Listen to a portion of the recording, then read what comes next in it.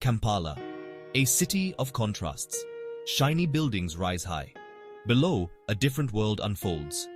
In the sprawling slums, life is a daily struggle. This is a story of resilience, of hope clinging on in the face of hardship. It's a glimpse into the lives of those who navigate poverty every single day. Meet Mama Sarah, her eyes etched with worry, her hands roughened by years of toil. She wakes before dawn, her heart heavy with the responsibility of feeding her 3 young grandchildren. Then there's John, a young man barely out of his teens, his future uncertain, his days spent searching for any work that will bring in a few shillings. These are the stories of the unseen, the unheard. Their voices, often drowned out by the city's clamor, deserve to be amplified. Their struggles, often invisible to those fortunate enough to live comfortably, need to be acknowledged. This is their reality. Mama Sarah's day begins before the sun rises above the Kampala skyline. Her small one-room shack, shared with her 3 grandchildren, is dimly lit by a kerosene lamp. The air is thick with the smell of smoke and damp earth. She prepares a simple breakfast of porridge, her heart heavy with the knowledge that it might be the only meal they have that day. Her market stall, a rickety wooden structure covered by a faded tarpaulin, is her lifeline. She sells vegetables, tomatoes, onions, and greens, carefully arranged to attract customers. The competition is fierce, the margins razor thin. "Good tomatoes today, Mama," a woman says, her eyes scanning the produce. "Yes, very good," Mama Sarah replies, her voice hoarse but hopeful. "How many can I get you?" Every sale, every shilling earned is a victory. It is a constant battle against the elements, against hunger, against despair.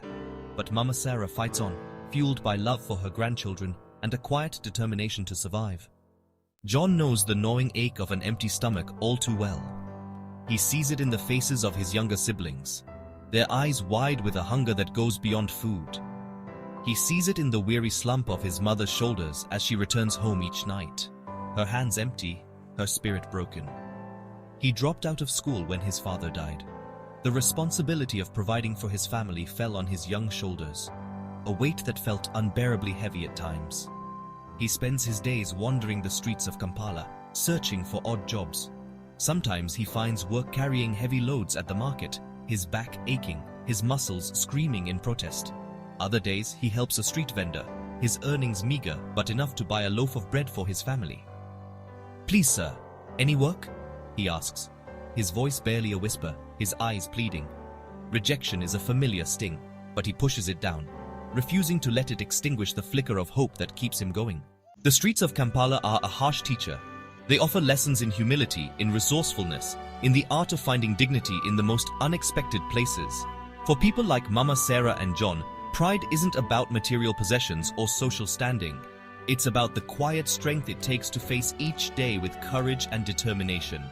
It's about the small victories, a successful day at the market, a found coin that can buy a cup of tea, a moment of shared laughter with loved ones amidst the hardship. It's about clinging to hope, even when despair threatens to engulf them. They know that tomorrow will bring new challenges, new struggles, but they also know that they will face them head-on, their spirits unbroken, their hearts filled with a resilience that poverty cannot extinguish.